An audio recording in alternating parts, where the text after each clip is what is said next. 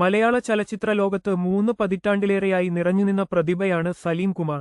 Mimicry വേദികളിൽ നിന്ന് തുടങ്ങി മലയാളികളുടെ മനം കവർന്ന ഈ അതുല്യ കലാകാരന്റെ സിനിമാ ജീവിതം വിസ്മയകരമായ ഒരു യാത്രയായിരുന്നു.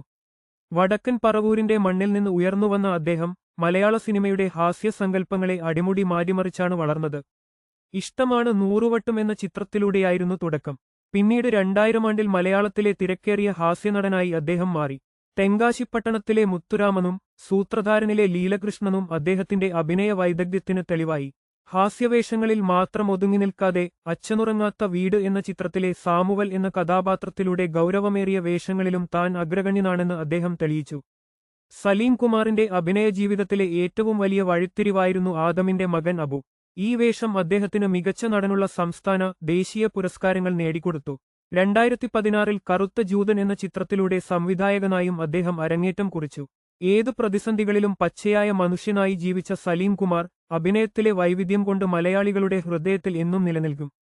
കൂടുതൽ വാർത്തകൾക്കായി ഞങ്ങളുടെ ചാനൽ സബ്സ്ക്രൈബ് ചെയ്യാൻ മറക്കരുത്.